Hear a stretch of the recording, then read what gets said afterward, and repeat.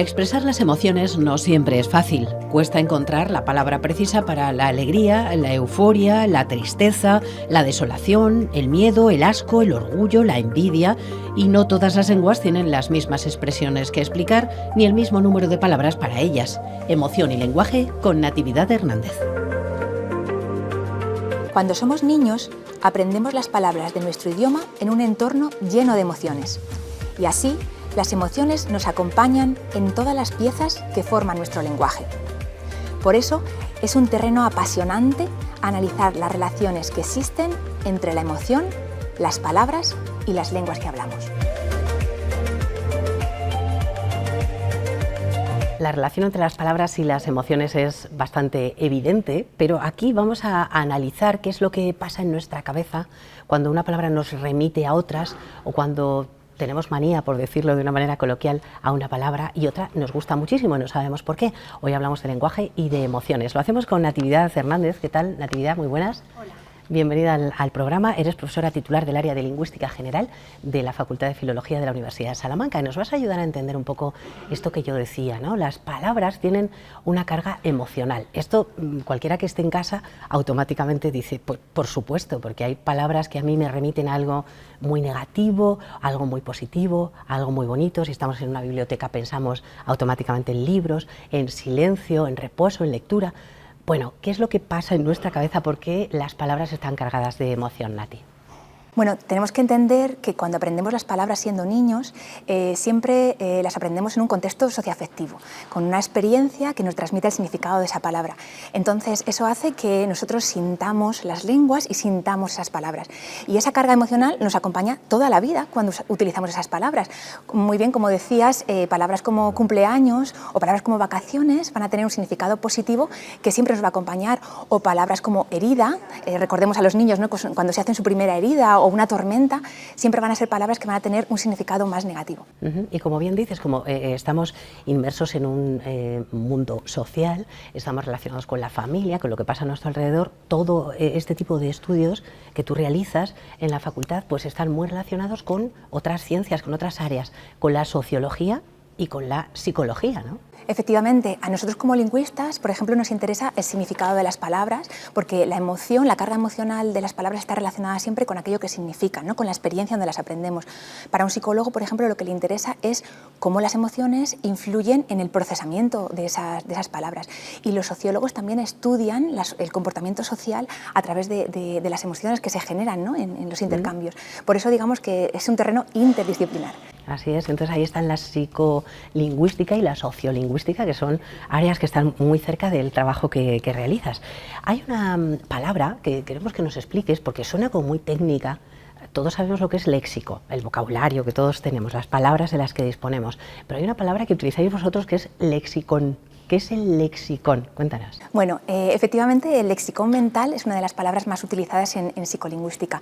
Hace referencia al conjunto de las palabras que un hablante puede manejar y puede utilizar, pero no solamente es la lista de las palabras, también son todas aquellas cosas que podemos hacer con ellas.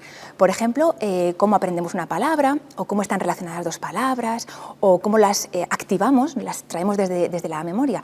Si, por ejemplo, ponemos hacemos una comparación con una caja de herramientas, el lexicón mental no solamente serían las herramientas que hay dentro de la caja, pues un martillo, un tornillo, sino también las habilidades que necesitamos para utilizar esas herramientas.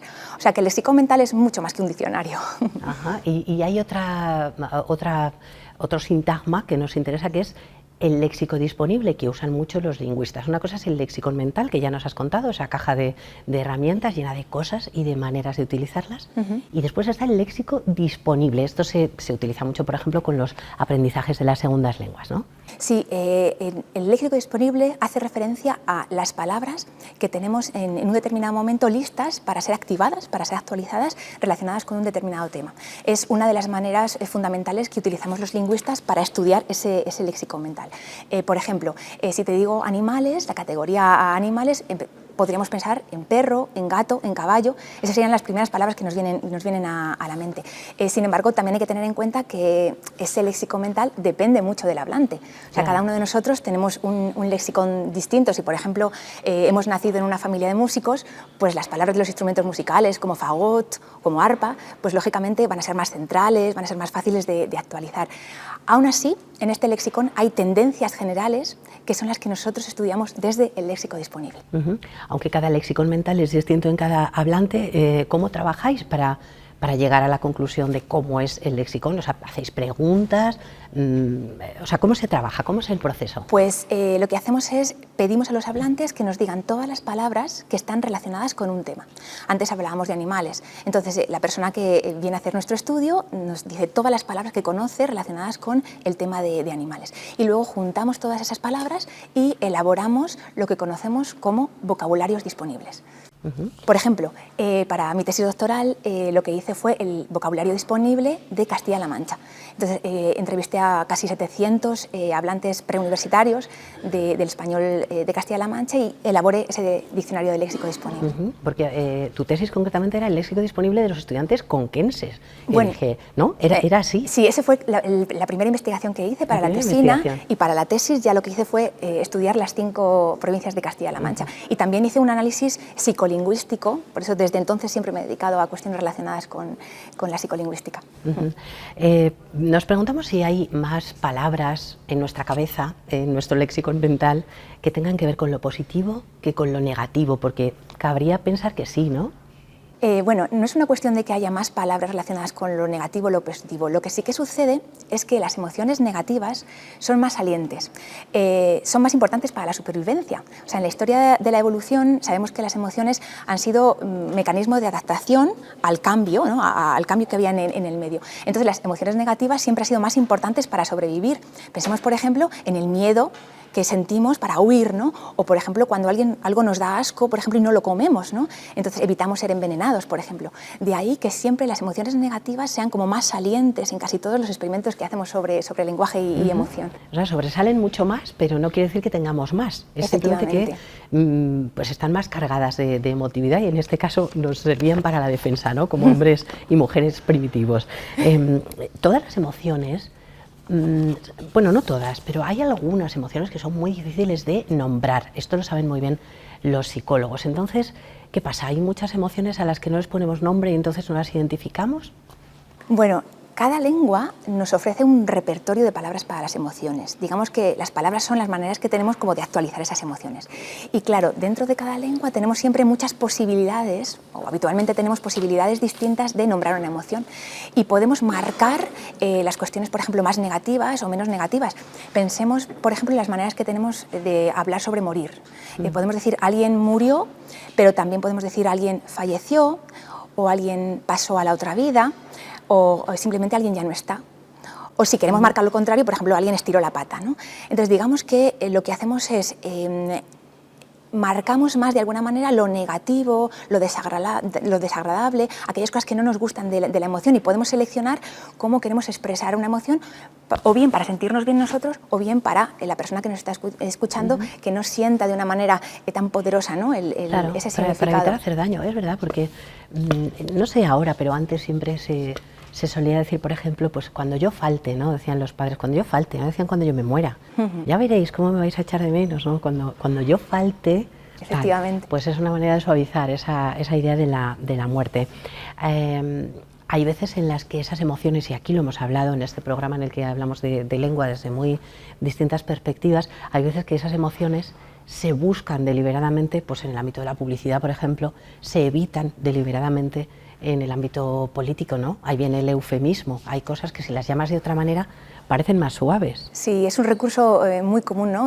Como bien dices, en publicidad, en el ámbito político, y habéis hablado también de aquí en algunos programas, ¿no? Cuando hicisteis el programa sobre el léxico erótico, por ejemplo, también hablasteis de eufemismos y de disfemismos. Pues con la cuestión emocional sucede lo mismo. Dependiendo de la intensidad que le queramos dar a la emoción, la marcamos más o menos. Pero digo yo que sí, las emociones, a ver, la rabia, el dolor, la pena, la tristeza, la alegría, la felicidad, todo eso es universal, nos pasa en el español, nos pasa en todas las lenguas. Las emociones son universales, pues en esto todas las lenguas eran muy parecidas, ¿o no tanto? Bueno, en las emociones básicas sí. Los estudios dicen que efectivamente las emociones básicas están en casi todas las lenguas y sentimos de la misma manera y digamos que la reflexión fisiológica que tenemos de esa emoción es la misma, ¿no? Pero sí que encontramos algunas curiosidades que tienen que ver mucho con el contexto sociocultural o incluso con el clima. Por ejemplo, te voy a hablar de una palabra muy especial que conocí hace poco, que es la palabra IVA. La palabra IVA, como el IVA. Como el IVA, efectivamente. Sí, es una palabra de las lenguas inuits, que antes se llamaban lenguas esquimales, y significa la sensación agradable de estar junto a otra persona debajo de una manta. Entonces, seguro que todos hemos sentido esto alguna vez, ¿no? Sí, claro. Además viene muy bien con el hecho de que estamos en invierno ahora, ¿no? Pero claro, esta sensación está vinculada al contexto sociocultural, el hecho de que el invierno es mucho más largo para ellos y digamos que esto es una sensación muy común, ¿no? en su día a día. O sea, esa palabra, por ejemplo, pues nosotros no tenemos una específica, hay que explicar algo tan largo como estar con alguien calentito debajo de una manta. En fin, hay que usar muchas palabras para lo que ellos dicen con ibi, qué curioso, los esquimales, ¿no? Qué manera de expresarlo. Y luego hay lenguas. Tú lo cuentas en algunos de tus estudios que hay lenguas que lo que son es muy sintéticas y en vez de tener 20.000 palabras para expresar emociones tienen nada, unas poquitas, ¿no? Sí, por ejemplo, las tribus indígenas Chewong, que son de Malasia, de la zona de Malasia, solamente tienen 8 palabras para las emociones. ¿8 para todo? 8 para todo. Y además es muy curioso que, por ejemplo, para la tristeza no tienen ninguna. Tienen 2, por ejemplo, para el amor, hay una que es querer y otra que es querer mucho, ¿no? Con mucha intensidad, pero para la tristeza no. Y sin embargo luego pues, las lenguas europeas, ¿no? Pues tienen cientos de palabras para las emociones, los estudios dicen algunos que más de 1000 palabras, ¿no? Entonces hay mucha diversidad entre unas lenguas y otras. Es curioso, sí, aquí también hemos hablado alguna vez de que algunas lenguas indígenas pues no tienen palabra para definir, por ejemplo, la depresión, porque es un concepto que no manejan, no existe, no tienen ese tipo de problemas mentales. Hay algunas emociones que, claro, según las digas en una lengua o en otra, difieren bastante. Y tú has puesto algunos ejemplos por los que te quiero ir preguntando. Por ejemplo, la felicidad. Tú dices, felicidad para un norteamericano no es lo mismo que para otras culturas, ¿no? ¿Por qué? Sí. Mira, estos resultados proceden de los estudios del Grupo GRID, que lo que hace es comparar emociones básicas en diferentes lenguas. Y, por ejemplo, el concepto de felicidad en las sociedades individualistas, como puede ser, por ejemplo, Estados Unidos, las sociedades anglófonas, están más relacionadas con el hecho de tener control sobre tu propia vida. Y cuando les preguntas a los hablantes cómo reaccionan fisiológicamente a esa emoción, lo que te responden se parece más a la sensación del orgullo, lo que nosotros llamaríamos orgullo.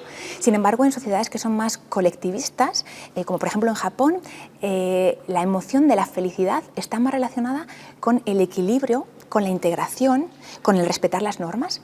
Y cuando ellos describen cómo sienten esa emoción, lo relacionan más con el amor, por ejemplo. Entonces, digamos que a pesar de que es una emoción universal, sí que hay ciertas diferencias entre las culturas. Hay diferencias. Por ejemplo, con felicidad pasa también con frustración. Sí, también los estudios dicen que frustración en inglés, por ejemplo, es una emoción que lleva mucho más al movimiento. O sea, es muy parecida al enfado. Mientras que, por ejemplo, en español, cuando decimos estoy frustrado, lo que sentimos es como una barrera. Es algo que nos impide actuar. Entonces, ahí, por ejemplo, también podríamos encontrar esos matices, ¿no? Pasa con estar molesto, y esto pasa en el español de España y en algunos puntos de América, ¿no? Sí, además esto es muy interesante porque vemos que incluso dentro de la misma lengua, diferentes variedades pueden atribuir diferentes significados a las mismas palabras emocionales. Estar molesto, por ejemplo, en los estudios de Colombia, dicen que también es una emoción muy activa, o sea, que mueve mucho el movimiento. Pero, sin embargo, cuando nosotros en el español de España decimos estoy molesto con alguien, en realidad lo que estamos diciendo es que estamos heridos. De hecho, cuando los hablantes se les graba expresando esta emoción, en español de España nos cerramos, mientras que en español de Colombia, por ejemplo, tienen este tipo de posición corporal, ¿no? Más agresiva. Es más como enfado y no tanto como me siento herido por lo que me ha sucedido. La envidia, por ejemplo, que es una emoción malísima, ¿no? No en todas partes es igual, ¿no? Claro, es malísima para nosotros, para los hablantes de español y, bueno, también, sobre todo, es más negativa para aquellas sociedades también individualistas, como la de Estados Unidos, que hablábamos. Sin embargo, por ejemplo, para las sociedades más colectivistas, por ejemplo, en chino, por ejemplo, la palabra que se traduce literalmente como envidia es positiva, porque es admiración por el otro. O sea, la envidia siempre es algo positivo, es querer ser como alguien. Algo que te motiva, más bien. Eso es, que te motiva a ser mejor persona. Me envidio eso y lo quiero yo y voy a hacer algo para ello. Eso es. Qué curioso, esto pasa en China, ¿no? Con el chino.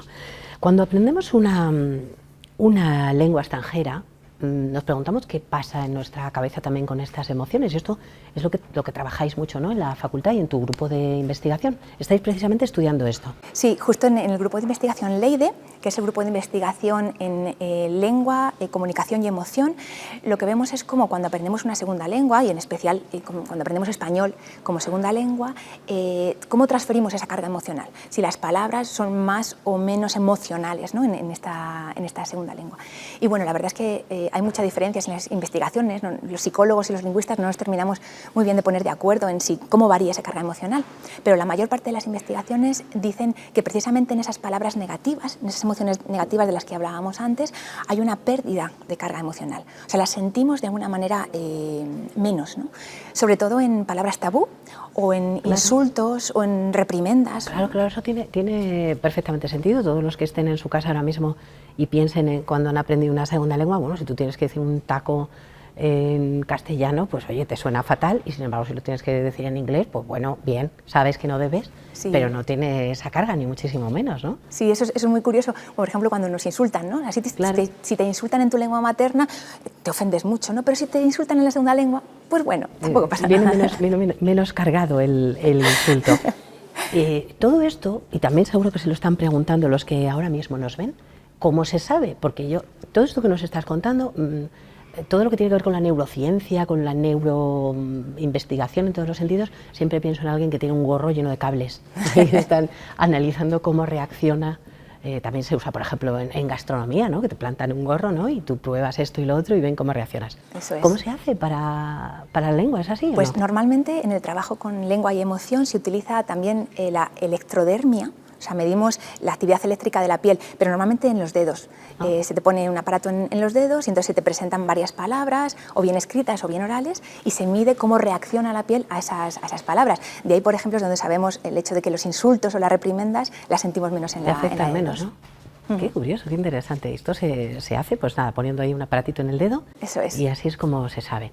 Volviendo a lo de las segundas lenguas, si en las segundas lenguas nos molesta menos que nos insulten porque tiene menos carga emocional, o podemos decir un taco o una cosa negativa, también en vuestro trabajo habéis deducido que, por ejemplo, para tomar una decisión muy, muy importante, hay personas que prefieren tomarla en la segunda lengua. Esto es raro, ¿no? Bueno, esto es una de las conclusiones, creo, más interesantes de estudiar la emoción en las segundas lenguas.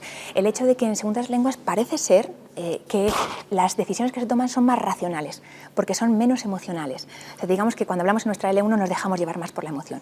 De ahí que, por ejemplo, haya terapias de divorcio, por ejemplo, que tienen que gestionar cuestiones con los hijos, que se prefieren hacer en segunda lengua, porque entonces las personas implicadas van a ser más razonables, ¿no?, con las decisiones que se tomen. O, por ejemplo, experimentos que nos preguntan sobre el asco, sobre la emoción del asco, y preguntas como ¿beberías aguas fecales? ¿O te comerías una galleta de insectos? Que en la L1 diríamos, no, ¿cómo me la voy a comer? Cuando nos lo preguntan en la segunda lengua, aceptamos más este tipo de cuestiones. Ponías este ejemplo de bueno, claro, estamos hablando de personas que dominan perfectamente una primera lengua y una segunda lengua y se pueden permitir esto, es decir, esto lo voy a escribir en una segunda lengua, le pasa a los escritores, o voy a tomar esta decisión política, ¿no? Voy a hacer un recorte aquí, sí, y entonces esto lo voy a pensar en inglés mejor que en castellano. Bueno, una de las advertencias que hacía Albert Costa, que es uno de los psicolingüistas que más ha trabajado en este tema, es que tenemos que reflexionar que a nivel internacional algunos políticos toman las decisiones en su lengua materna, mientras que otros siempre las toman en su segunda lengua. Entonces él lanzaba así esta pregunta simplemente porque no se ha estudiado, ¿no?, pero para que reflexionemos sobre la importancia, ¿no?, de este tipo de cuestiones en decisiones trascendentales, ¿no? Qué curioso, sí, el pensar en que en esa segunda lengua puedas ser más racional y estén menos cargadas las palabras de todas estas emociones. El hecho de la emoción en el aprendizaje de una lengua será lo que está detrás de esa frase que siempre nos dicen: ¿tú quieres aprender inglés? Échate un novio inglés, ¿no? Digo yo, que estará ahí, ¿no? Efectivamente, se dice que la lengua donde mejor se aprende es en la cama, ¿no? Esa es una frase que se solía decir. Bueno, razón hay porque, por ejemplo, en nuestros estudios nos hemos encontrado que en la segunda lengua hay palabras que son incluso más emocionales que en la primera lengua, que en nuestra lengua materna. Más en la segunda. Más en la segunda. Por ejemplo, la palabra fiesta. Nosotros nosotros en el equipo de Leide hemos estudiado cómo los hablantes de segunda lengua de diferentes nacionalidades valoran positiva o negativamente las palabras en español. Y, por ejemplo, la palabra fiesta es una palabra altamente positiva, por ejemplo, para brasileños y para griegos. Entonces, incluso más que en griego, que en portugués y que en español como el E1. Y eso tiene que ver precisamente con tener un novio, en realidad tiene que ver con el hecho de que consideras que la lengua es algo bonito, algo agradable, algo que te va a dar un montón de oportunidades, que te gusta, que lo disfrutas.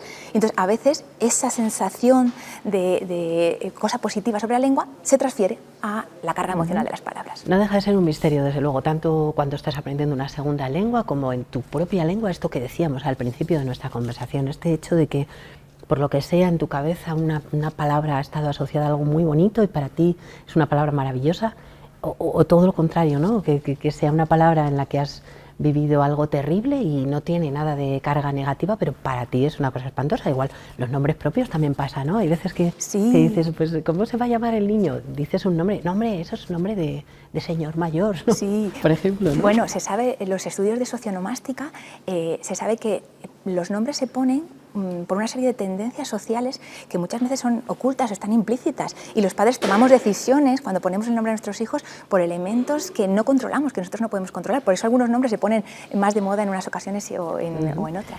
Las emociones que están en todas partes y también, como no, en el lenguaje. Bueno, antes de que terminemos esta charla, Nati, te voy a pedir, como a todos los espectadores, pues a todos los invitados del programa, bueno, primero que nos traigas una recomendación de un libro, porque no sé si vas a ir tú por esta cosa de la emoción o qué has decidido traernos. Bueno, para mí ha sido un libro emocionante. Ha sido una de mis últimas lecturas. Es el libro La reina sin reino, de José María Pérez Peridis. Es el tercer libro de la trilogía de la Reconquista. Me lo recomienda mi hermano, así que también es emocionalmente, también es un también libro... tiene una carga positiva. Una carga emocional para mí. Y a mí me descubrió a la reina Berenguela. La reina Berenguela, sí, de la que hemos hablado hace nada. Efectivamente, aquí, en uno de los últimos programas. Sí. Efectivamente. Y entonces un poco nos cuenta la importancia, ¿no?, de esta figura femenina en lo que es toda la unificación de Castilla y de León. Así que lo recomiendo. La trilogía completa, ¿no? Pero en concreto... La trilogía completa y concretamente este libro, y bueno, Peridis, que desde luego es un estupendo escritor, aparte de otras muchas facetas, desde el punto de vista arquitectónico, como humorista, o sea, es que es un hombre muy completo, pero escribe muy bien, así que nos parece una recomendación estupenda, y también nos encanta que se unan aquí los programas, también haya conexiones emocionales, ¿no? La reina Berenguela, que se ha unido con uno que hicimos hace poco sobre la heráldica. Y ahora sí que entramos en algo completamente emocional, Nati. Cuando en este programa les pedimos a los invitados que nos traigan una palabra muy chula y otra muy chunga, pues siempre es apelando a sus emociones, ¿no? Y sobre todo en esto de la palabra chunga, que nosotros le decimos a la gente, la vamos a triturar. Ya sabemos que no sirve para nada, pero nos gusta ese símbolo de triturar una palabra que nos parece fea. Así que yo te he pedido que me escribas una, que la tienes ahí. La tengo aquí. Y que la tritures. Vamos a ver qué palabra nos traes. Bueno, la palabra es desarraigo. Desarraigo. Desarraigo. ¿Por qué he traído esta palabra? Primero porque es una emoción y el programa va de emociones, pero también porque tiene dos acepciones en el significado, una que tiene que ver con quitar la raíz a algo, y la segunda tiene que ver con cortar la unión con el país natal, con la tierra natal, pero además cortar las emociones, extirpar las emociones. Entonces es una palabra que yo considero negativa, sobre todo cuando es un desarraigo forzado. Pues en situaciones, por ejemplo, de migraciones forzadas, de refugiados de guerra, por ejemplo, que incluso evitan decirla porque no quieren sentirse desarraigados. O sea, es una emoción que aunque la sientan, no la quieren pronunciar, ¿no? Efectivamente. Por eso he traído esta palabra. Está muy bien elegida, desarraigo, porque efectivamente, como bien dices, está tan unida a esas personas que tienen que dejar su país, por ejemplo, y que dejan también parte de sus emociones allí con su lengua primera, ¿no?, con su lengua materna. Así que el desarraigo no nos gusta nada y lo trituramos como concepto, así que ahí, a triturar el desarraigo, que es nuestro símbolo con las palabras que no nos gustan emocionalmente. Bueno, y también tenemos nuestra caja de palabras chulas, y aquí tengo yo preparado mi papelito para ver qué palabras he elegido en este día en el que hablamos de emociones. Vamos allá. Bueno, la palabra que he elegido, que también es una emoción, es morriña. Morriña, qué bonito. Sí, primero porque es una emoción que a mí personalmente me gusta mucho, me parece muy entrañable. Y segundo porque es precisamente un ejemplo de una emoción que no estaba en nuestra lengua y que tomamos prestada. Bueno, aunque hay diferentes versiones, ¿no?, para la etimología, pero la más extendida dice que procede del galaico-portugués. O sea, la hemos tomado del gallego para expresar algo que una palabra que no teníamos en el caso de castellano, porque nosotros tenemos nostalgia, pero la morriña es mucho más que una nostalgia, ¿no? Es la nostalgia por la tierra natal, es la nostalgia por algo que realmente nos ha afectado, ¿no?, que está muy unido a nuestra identidad, ¿no? Entonces, digamos que es una nostalgia más afectiva, ¿no?, hasta más calentita, ¿no? Claro, necesitamos una palabra específica que es morriña y que nos viene del norte, pero que también nos viene bien utilizar de vez en cuando. Natividad Hernández, muchas gracias por haber venido, por hablarnos de emociones y lenguaje, y que siga creciendo ese grupo de investigación y sepamos cada vez más, con aparatito en el dedo, como sea, investigando cómo reaccionamos ante las palabras. Muchas gracias por venir. Muchas gracias por invitarme, ha sido un placer. Y hasta aquí nuestra lengua desatada de hoy. Gracias por estar ahí.